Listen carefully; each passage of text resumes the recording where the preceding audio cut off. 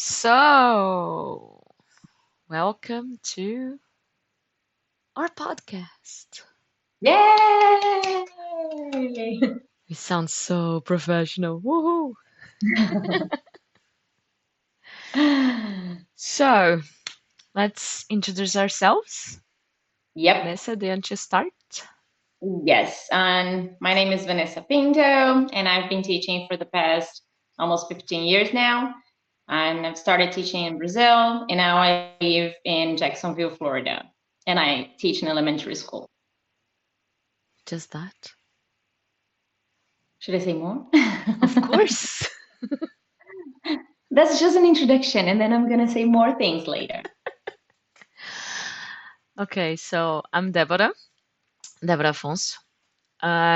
I've been teaching for almost 20 years already. If I consider my instrument teaching, that's more than 20 years already because I started teaching the cello in 2003, so that's 22 years ago. And I started working in bilingual schools some long time ago. So I worked a lot as a music teacher for quite a long time as a music teacher, and then I switched it to the classroom. And I live in Portugal, but I started teaching in Brazil. I taught a lot in Brazil, and now I teach here in Porto.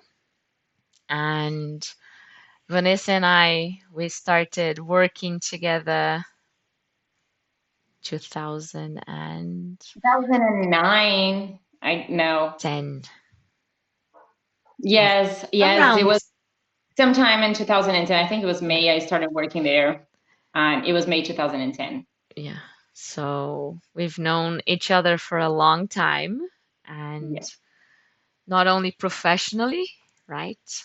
But we Yes. have some other bonds around our lives, right? And Yes. just maybe talking a little bit about the idea for this podcast. I was mid my Easter break. I just had this idea.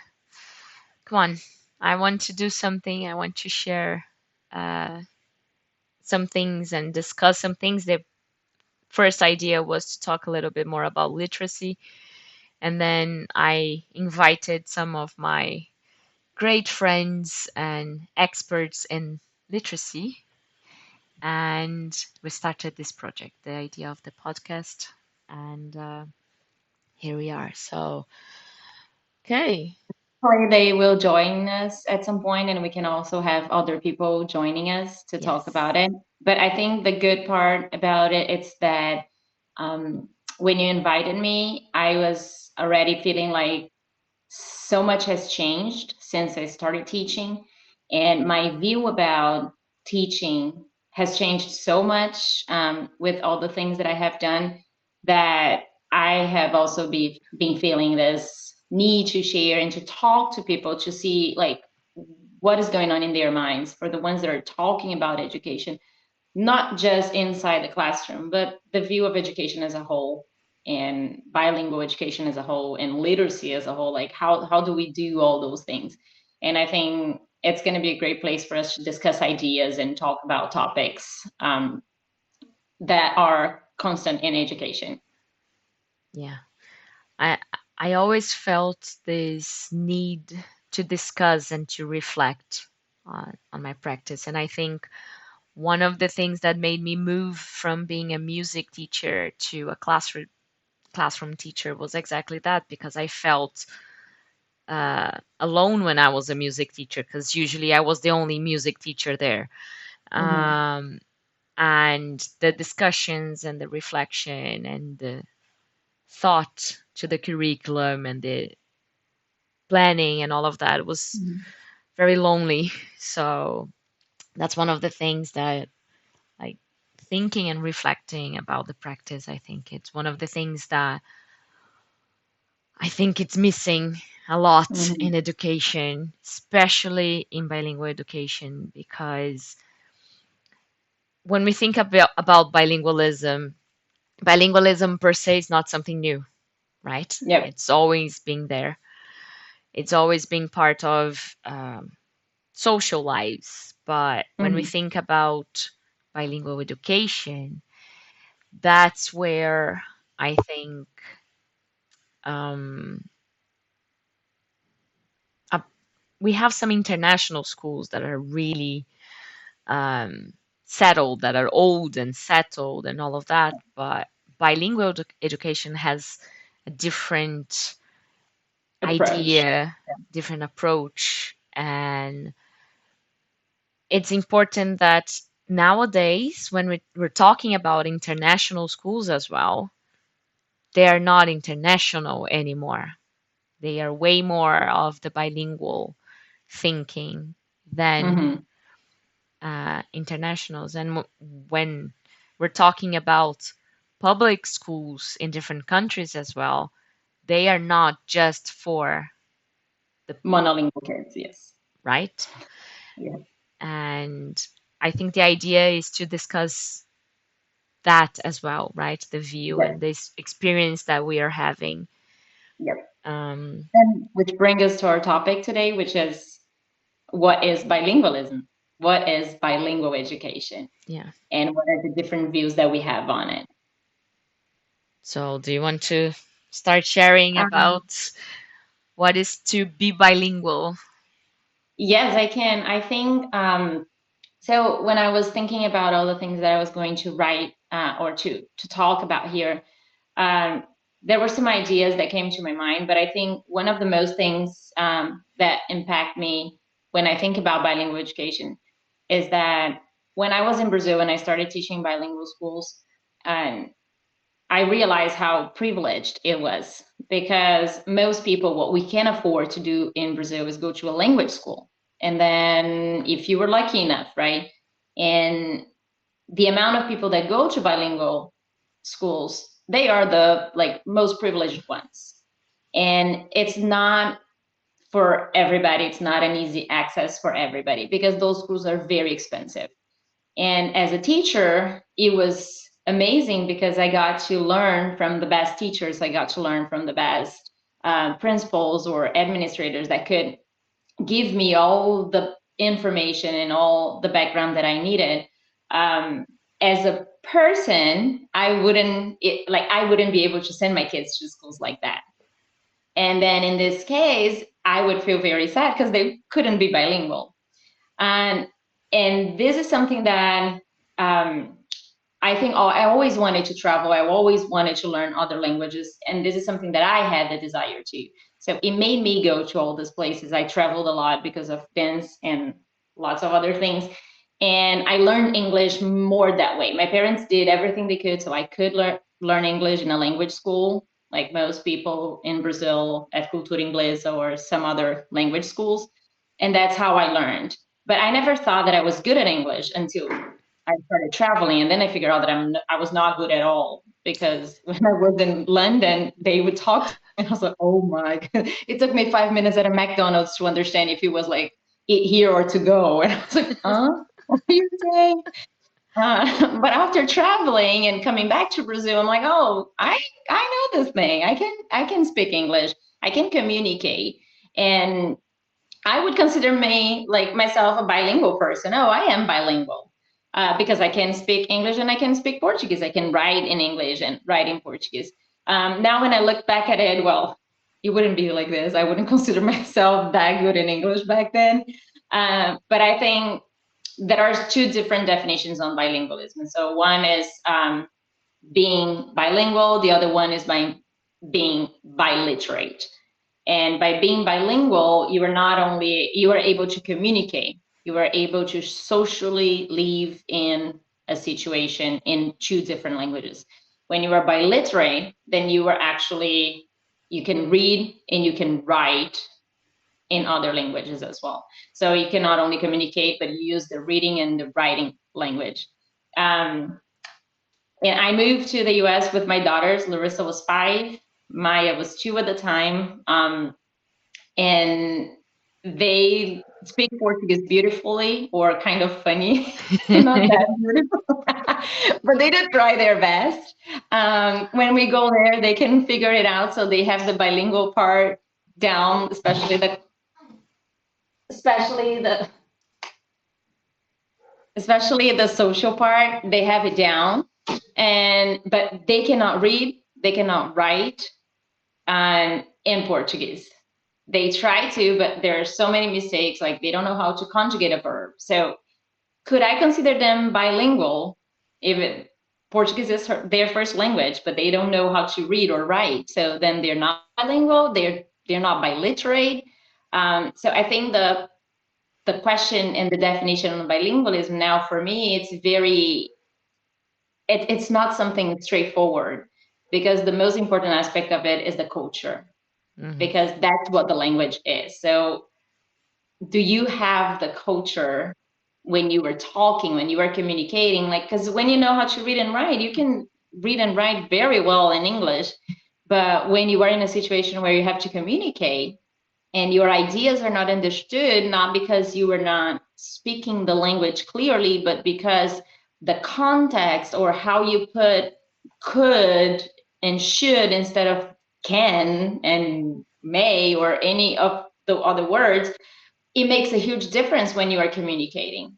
So mhm, you can be biliterate because you can read and write, but then can you socialize? So it's kind of like a mix. It's complicated to define. Like I have a very hard time when defining or giving an explanation of what being bilingual is. mhm.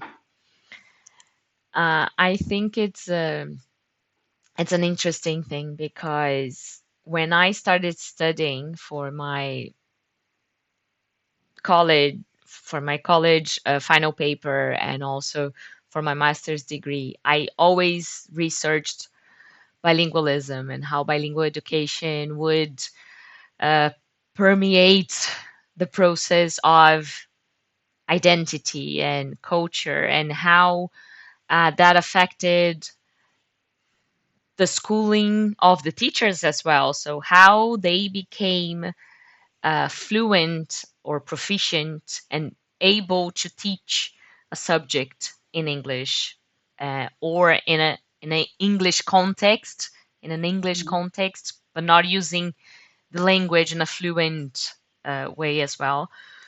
Not just teaching in English, teaching through English and Yep. thinking about those things, those aspects.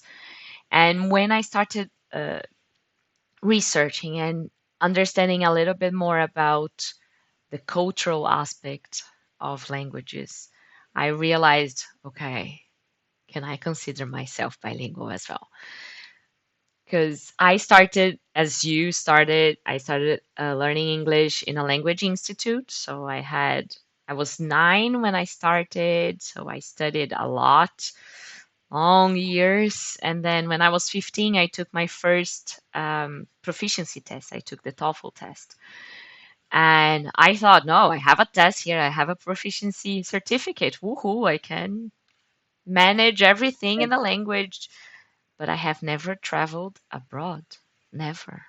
I had a certificate without ever speaking the language in a real context. So it was really scary when I had a job interview that was fully in English and it was to teach in English. I was like, I don't know if I can do this. But now it's the other way around. Now I cannot teach in Portuguese. Don't I cannot even try. It's really funny because I tried after some years of working in bilingual schools. I tried to go back and teach in a regular school in Brazil, and I was like, no, I cannot do this. I don't know the language. In the middle of the lesson, I would start speaking in English, and the kids, they were very young. They would look at me like, what is she doing? So it was really funny, and how that kind of now made me who I am, right? The language is who I am right now. And depending on the theory that you study, that you research as well, they're going to say how much language shifts the way you see yourself and the way you put yourself into the world, because that is really interesting to research. We can even maybe have one episode about that Yeah. in the They even say future. that you have a different personality in Yeah, each language. You're a different person, which yeah. I believe completely. Some people, it's really nice because some people they even change the tone of their voices, but not slightly. They change it Yes. completely. So it's really interesting. But uh, I I always, after I have had my certificate, I always thought, oh, I'm bilingual. I am bilingual and I have no problem. And I never had the chance to live in a country that is English speaking. The Mm, majority of people speaking English. And that for me is not something that makes a huge difference, but I really don't know how it would be if I had mhm. to go to the doctor and try to, I don't know, explain that I have this specific pain in my left side and I don't even remember which organs are in which side in Portuguese. How am I going to remember the organs in English, Well, right? I'm gonna tell you, I go to the doctor sometimes and I'm like, hey, I know the words are very similar, so I'm gonna say the word in Portuguese to you. Can you please try to think which word could be similar to that? Yeah, but don't So, try to do that with vesicular, right? oh, Because that is completely different. That's oh, is it? I gallbladder. didn't. That has nothing Oh, to yeah, do with that's true. vesicular. It would But be good.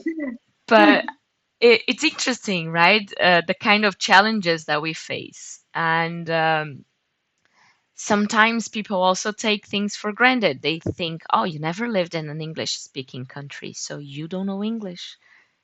And I don't think that is what defines a Yep. person, or you're not native, so you cannot teach in that language. But that is one controversy that we can discuss in another episode. Yeah, but I Um, do think that when you're talking about like never leaving in a country where you learn the language, and it goes like we don't learn culture only by being at the place, right? So like we are from São Paulo, and in São Paulo, like you can be Italian, you can be Japanese, you can be so many different, and you can learn about so many different countries or and cultures yeah. that you would be able to use the language. So the language becomes a means of communication with the people that you meet around, and Hmm. that you're going to need to use that language for. When we are teaching, though, I it's the opposite in a sense that you do have the language and you do understand a lot of the cultural aspects of the language, but it's like trying to explain to a person that doesn't speak Portuguese what it is to sleep with the lights on. You know, like something like this. There are some sayings in some situations that you only know when you are in the place.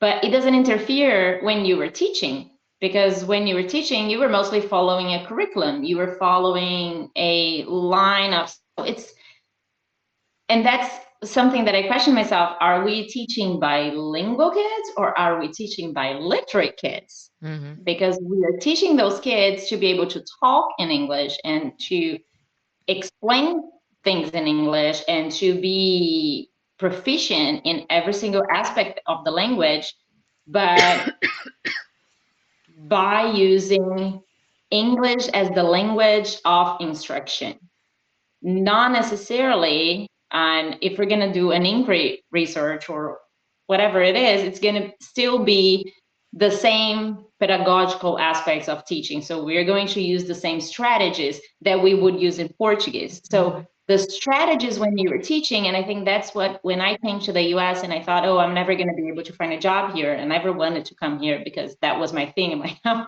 I'm not going to the US. I'm not going to be able to teach there. And I found a job, and then I'm like, oh, it's the same thing, because the teaching for us is the same. Hmm. The way we are teaching is the same. The pedagogies we are using, the strategies, the different thinkers and all the studies that we are doing in Brazil, luckily, because I think, and then again, I go to the bilingual schools or international schools, because I don't know if monolingual schools do the same research, if they also do the same process. Mm-hmm. But in bilingual schools, at least the ones that I worked in Brazil, I was exposed to the same things as a teacher that I am exposed here. Mm-hmm. So I use the same materials I use there. I use most of them here as well. So there's kind of like an interchange, like just exchange of information and materials that are being brought back and forth. Mm-hmm. So then you don't have to be living here in the US to know how to teach the English that we are teaching in the schools. Mm-hmm. You know? And that is one of the things that we we have to differentiate what bilingualism is and what bilingual education is, because they have different um, definitions, that they come from different places, and they have different goals, right? So when you think about bilingualism, you're talking about the use of language in any context. When you're talking Right. about bilingual education, you're thinking about specific uses of the language. You're thinking about how you, for, we're thinking about from the point of view of teachers, right? How we are going to use language so students can learn and accomplish things and Exactly. develop skills. And it's different what we think, what is needed when we're thinking, like language wise, what we're thinking when it's bilingualism and when it's bilingual education, right? We're not going to get into details here about um, the specifics of what is the system in Brazil and Portugal or the US, but I think we can talk just slightly. Briefly. What is the what is the main difference that you see from what bilingual education is in Brazil? You talked a little bit about the privilege and all of that, Yeah. but what do you think it's the main difference when you're looking at your students? What is the main difference between the bilingual education that you lived in Brazil and what you have now? Yeah, I think first of all, I don't work in a bilingual setting, right? I work at a public school. Um, and it's a monolingual school. They are not exposed here in Florida. They do not get a second language. I think it's a high school maybe. And I think this is what is the most different thing. And even though there are many studies that say that in the United States, there are going to be more than 60% of people by 2000 and I think 35 or something like that. More than 60% of the kids that enter the school system are going to have a different language when they come to kindergarten, for example. Um, in the United States, or in the two settings that I have worked at, so I worked in Georgia for 5 years and I've been here in the US, in Florida for two. Um, Speaking another language is not seen as an asset. So it's not like, oh, we are going to teach you another language. Mm-hmm. And it's amazing that you can speak those two languages. It's the opposite, it's seen as a deficit.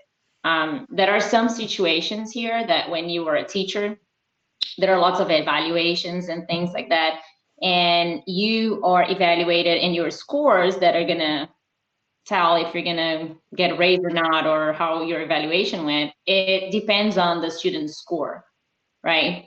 And if you have a kid that has just arrived from any other country and they come to your classroom and they have no English, and you have to teach them every day, and they're going to take the same test as their American peer, they're not going to score as high. And as a teacher, I am not going to have such a good number or such a good evaluation because my student is not a native. So he doesn't speak that language. And I think for the teachers, it's like, oh goodness, I'm getting that kid that knows nothing, and it becomes a burden for the teacher to have someone that speaks no English. Mm-hmm. And what I see in kindergarten, though, I am in a very specific school now because I am in a magnet school, and it's a magnet school for gifted kids.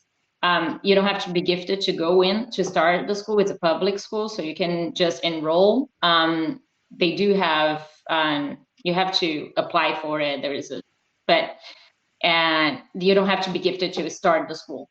But the majority of kids, like I think it's 55% or something, 40 something percent of the kids become throughout their elementary school years, they become they are evaluated and considered gifted. Um, and it's a school that lots of kids want to be part of. There are lots of families, not the kids, because they just go where the parents put, but the parents want them to be there Hmm. because it's been the best school, number one school in Florida for a while. So parents want them to be there. We do have a big Asian population in our school Hmm. because those are the parents that are looking for our school, because also they want to put the work in because they are going to be the ones that are going to be on top of their kid, making sure that they are studying, they are learning, Yeah. they are and they're scoring because that's what they want. They want to be in the best school of Florida. Um, but there are lots of parents that also lie about their first language, Hmm. and they put in their application, like when they apply, I won't say lie, but they don't put the fact because most kids, or they were born here, or they came when they were very young, and they were exposed to English.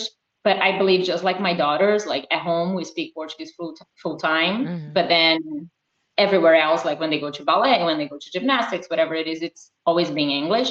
So they say that the kid's first language is English, and sometimes they say, oh, they also speak another language at home, but they don't say that this is their first language, Hmm. because if they do say, then the kids are going to be evaluated for English as a second language.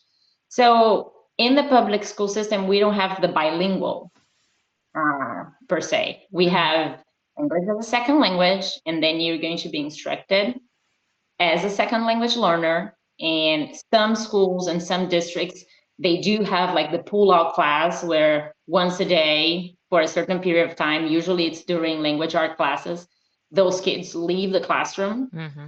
and they go to another classroom where everybody there is going to be ESOL student, and they are all going to be learning like basic skills to make sure that they can start to socialize and to live in the school system. Um, or they are considered, what's the other name? Um, I forgot. I forgot. But it's in the same sense of ESOL. It's just a different name for it. And the teachers, we are in Georgia. I worked at a school that I had the pull out, so I was not responsible for the ESOL kid. Here in Florida, I am responsible for the ESOL kid.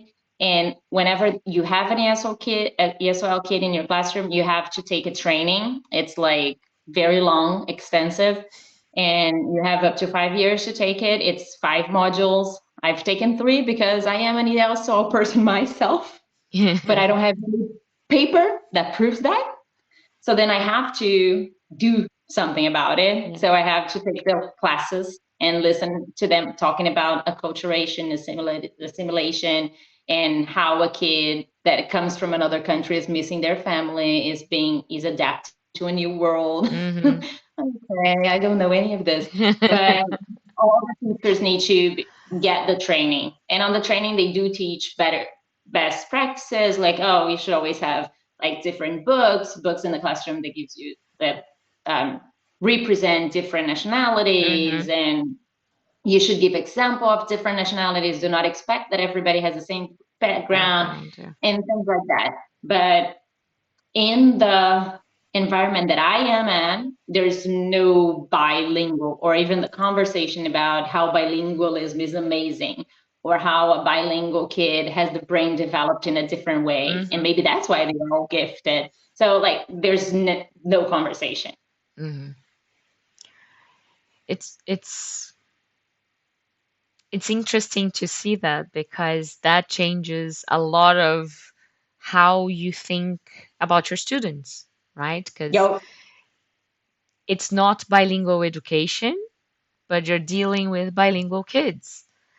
So exactly. you can't, so for you as a bilingual with all of this experience in bilingual education, I'm pretty sure that the way you interact with your Oh, students is completely different from a teacher that yep. always lived there. It's monolingual, maybe Oh, had experience with some students or some classes that were heavier with the ESOL kids and things like that. But oh, for sure. Yeah. it's completely different the way we approach Yep, things, it is. right? It is. And I think that's different there in Europe because in Europe is the opposite. In Europe, they value so much when you speak more languages Mm-hmm. because you are around so many different countries with so many different languages Yeah. that it's a gift to be able to speak most languages. Mm-hmm. So, like, that's why I think it's so interesting how it should be there or how it is there.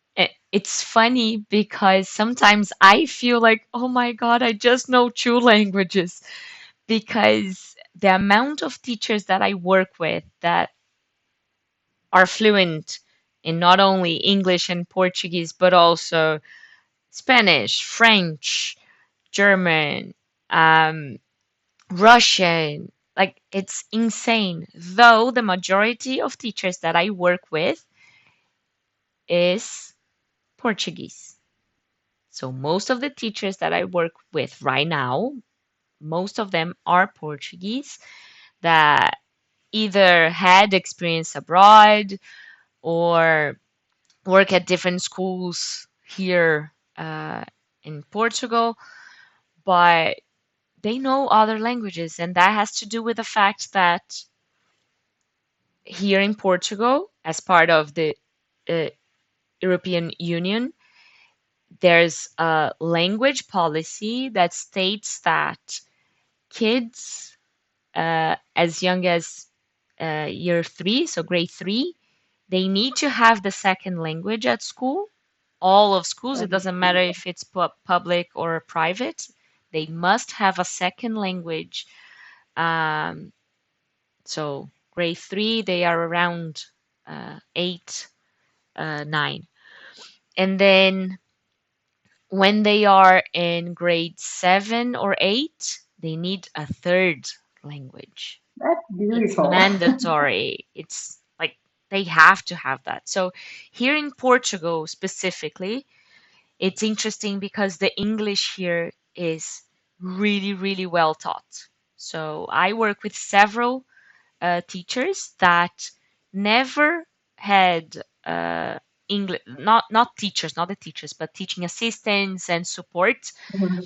They have never studied in language institutes or lived abroad, and they have beautiful English. Like they, it's not perfect, but who has a Mhm. perfect language? I'm not even What is talking about perfect? English, right? But they are fluent. They might not be proficient, but they're fluent in English, and they have been working there for a long time, and it's Mhm. as if that isn't that the language isn't an issue because it's not And an is issue. your school bilingual or international? How is your school It's defined categorized? international. Yeah. Okay.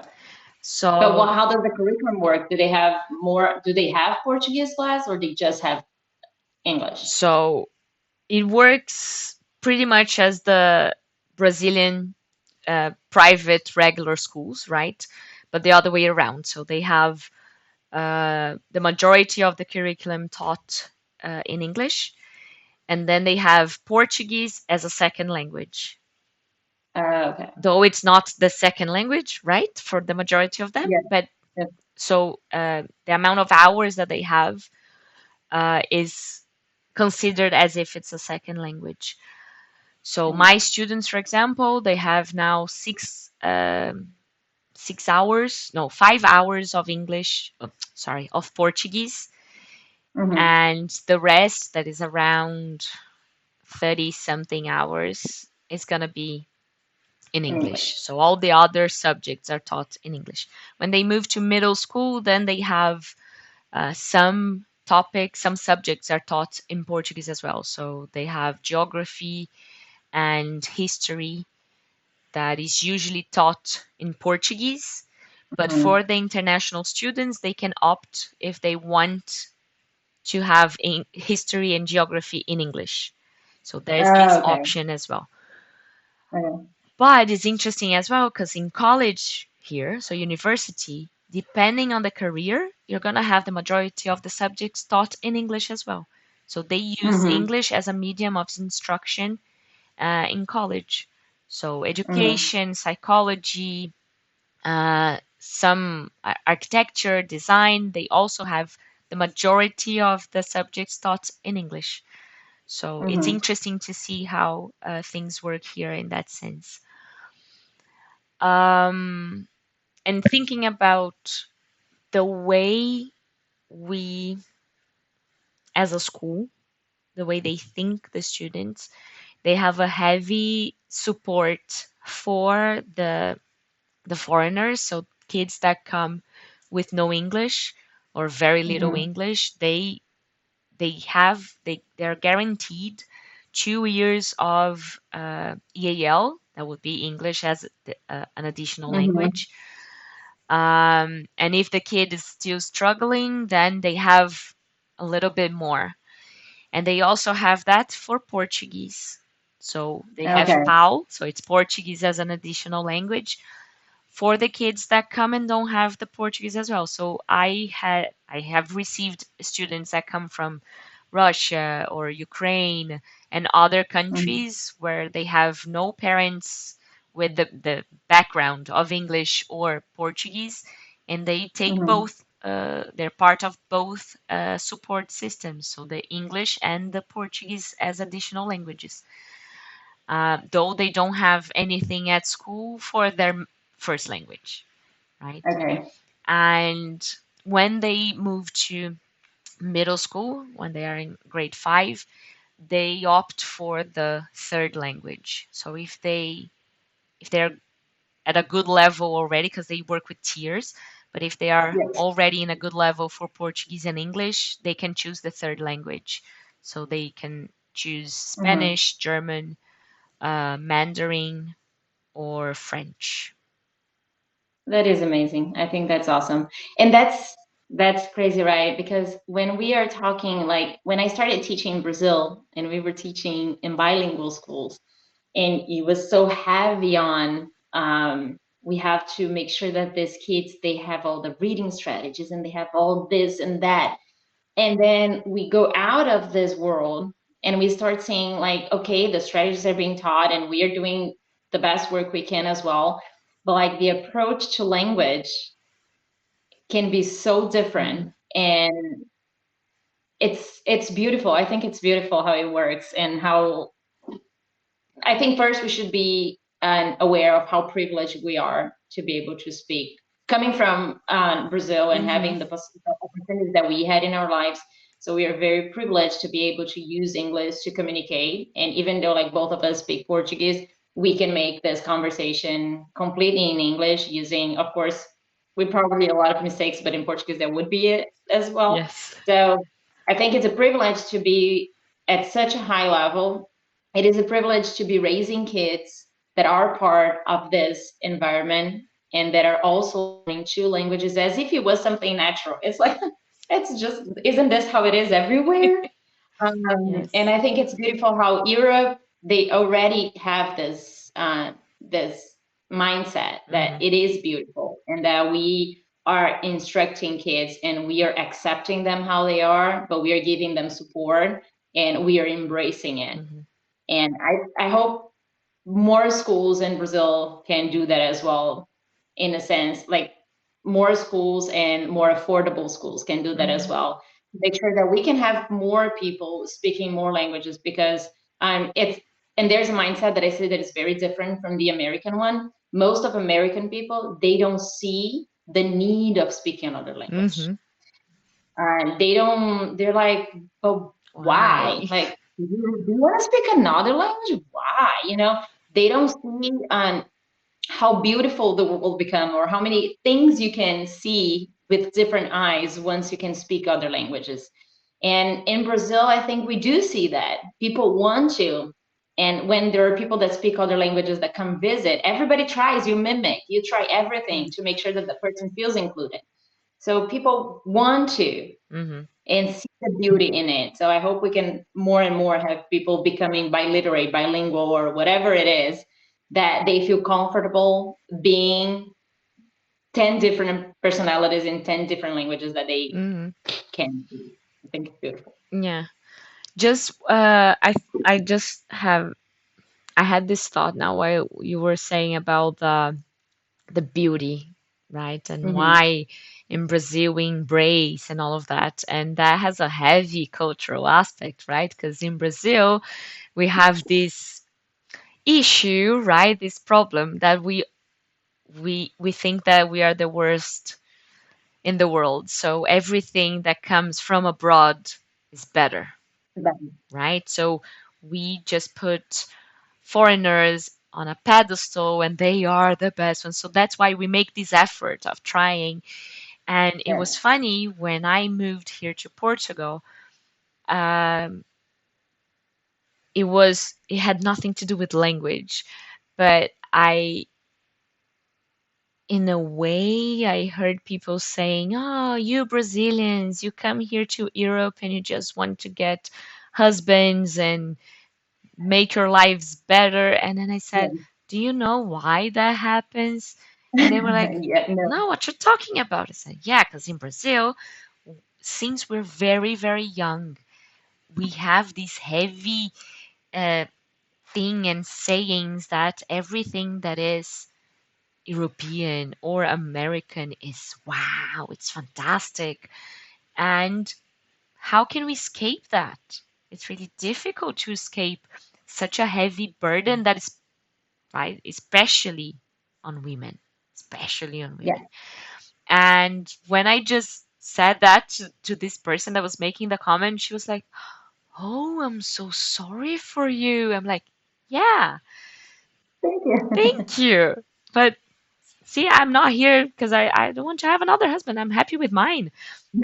One I is don't more want than enough. yours. Right?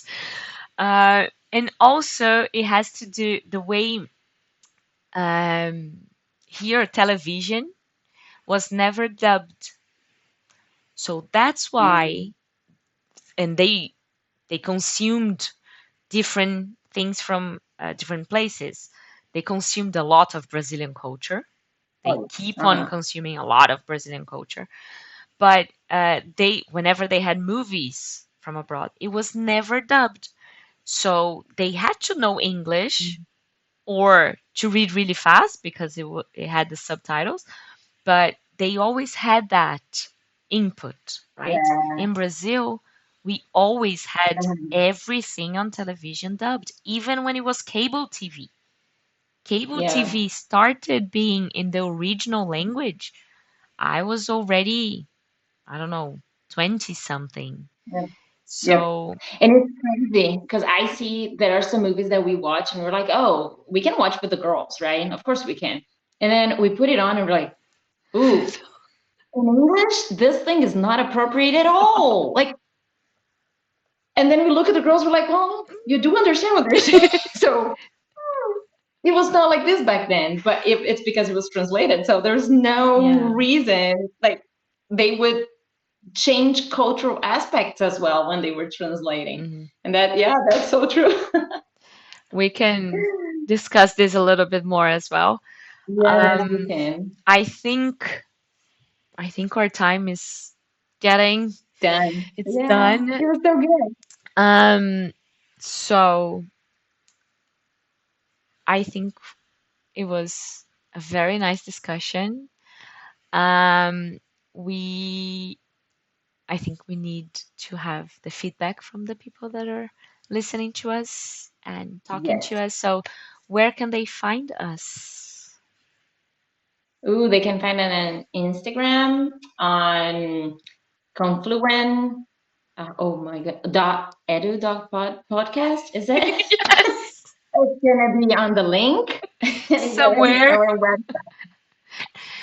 And we're going to put the link for our website as well that we are starting so we can um, have the feedback from you guys that are listening to us and seeing us if you're watching us on YouTube or any other platform that we're going to post this. And Yeah. please get in touch if you want to discuss topics with us, if you have suggestions, if you really need some help with specific things, and we're going to try our best to help. We have loads of experience with lots of different things. It's not just one year group, right? We taught different year groups, Grade levels, yes. and yeah, that's it. So, Yay! Yeah, get in touch. Tell us what you think and how you want to and continue this conversation because that's what it should be. It's a conversation. yes, It's just sharing points of view and listening to people and understanding the differences and what is going on nowadays with all this education and languages and culture and how they all mix together. yeah. And I think one of the things that keeps ringing here inside is that there's no right or wrong. There's Yep. context. So depending on the context, we have to think what is appropriate for that context. But one thing that I have to say, never, never forget your languages. Oh, It yes. doesn't matter which languages you have, just own them because they're Yep. part of who you are.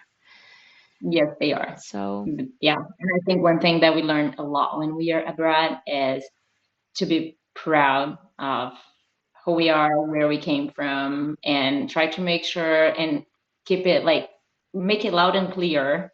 That's who I am, that's what I do, and that's where I came from. So be proud of me because I am. and I can talk bad things about my place, but you, no. You keep the bad That's things all. about your place. I won't talk Yeah, because about your place, but yes, that's it. Thank you so much. It was thank really you. good. Yay, yay. Bye bye.